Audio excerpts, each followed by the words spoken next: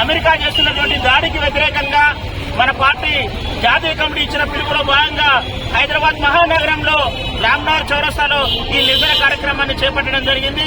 వెనుజులా దేశం మీద అమెరికా దేశం చాలా పెద్ద ఎత్తున వైమానిక దళాలు క్షిపణిదాడులతో ఆ దేశం మీద ఆ కారాకస్ అనే దాని రాజధాని మీదనే కాకుండా వెనుజులా దేశంలో ఉన్నటువంటి అనేక రాష్ట్రాల మీద బాంబు దాడులు చేసి మొత్తం భయభ్రాంతులకు గురి చేస్తున్న పరిస్థితే కాదు.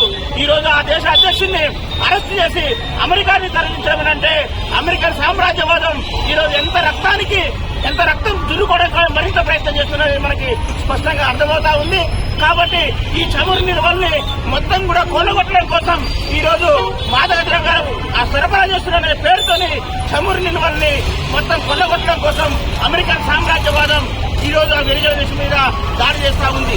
ఇది అమెరికా మొన్నటిదాకా పాలస్తీనా మీద దాడి చేసింది, ఇరాన్ మీద దాడి చేసింది, అనేక దేశం ప్రపంచంలో ఉన్నటువంటి అనేక దేశాల మీద దాడి చేసింది. ఈ దాడి ఇంకా కొనసాగుతున్న పరిస్థితి ఉంది. ఈ దాడి ఎటుపోతుందంటే అమెరికా తన ఏకద్రోహ ప్రపంచాన్ని మరలా నెలకొల్పడం కోసం ప్రయత్నం చేస్తా ఉంది. కాబట్టి ఈ దాడిని వ్యతిరేకంగా వెనుజులా దేశ అధ్యక్షుని విడిచిపెట్టాలని చెప్పేసి మనం ఈ నిరసన కార్యక్రమం చేశాం.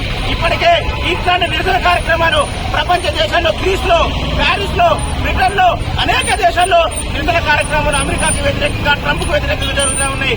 కాబట్టి వీటన్నిటిని దృష్టిలో పెట్టుకుని మనం ఇంకా ఈ సామ్రాజ్యవాద వ్యతిరేక పోరాటాన్ని మనం ముందుకు తీసుకోవాల్సిన అవసరం ఉందని చెప్పేసి గుర్తు చేస్తూ నాకు ఈ అవకాశం ఇచ్చినందుకు ధన్యవాదాలు తెలియజేస్తా ఉన్నాను.